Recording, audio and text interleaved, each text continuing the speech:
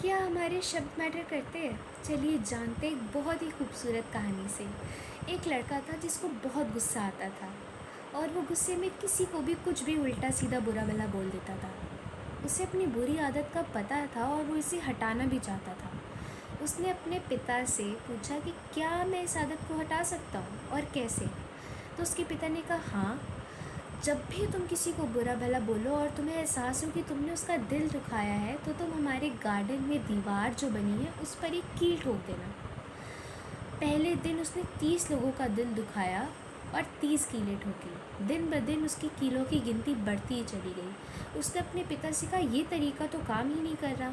उसके पिता ने कहा अब तुम जब भी किसी को बुरा भला बोलो तो तुम सोचो कि तुम भगवान को बुरा भला बोल रहे हो।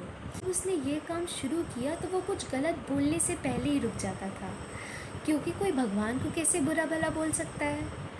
इस तरीके से दीवारों पर कील ठोकनी कम होती गई और एक दिन ऐसा आया जब उसने दीवार पर एक भी कील नहीं ठोकी। उसने खुशी खुशी अपने पिता को ये बात बताई। उसके पिता ने कहा कि अब तुम अपने शब्दों से जब भी किसी का दिल जोड़ो तो उस दीवार में से एक एक कील करके निकालते रहो। इस तरीके से उसने कीलें निकालनी शुरू की और धीरे धीरे करके एक दिन ऐसा आया जब सारी कीलें निकल चुकी थी। उसने अपने पिता को बुलाया और दिखाया कि देखो मैंने ये काम कर दिया।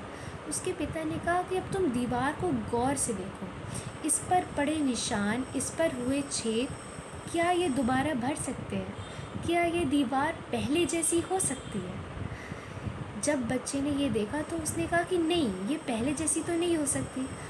उसके पिता ने उसे यह समझाया कि जिस तरीके से ये दीवार पहले जैसी कभी नहीं हो सकती, उसी प्रकार से जब भी तुम किसी को बुरा भला बोलोगे तो उसके दिल के घाव दोबारा नहीं भर सकते। हमारे बोले गए शब्द दिल पर ऐसा वार करते हैं जो किसी मलहम से ठीक नहीं हो सकता। इसीलिए हमें अपने शब्दों का यूज़ बहुत सोच समझ के करना चाहिए, क्योंकि शब्द जितने तीखे होते हैं उससे तीखी कोई तलवार, कोई खंजर नहीं हो सकता।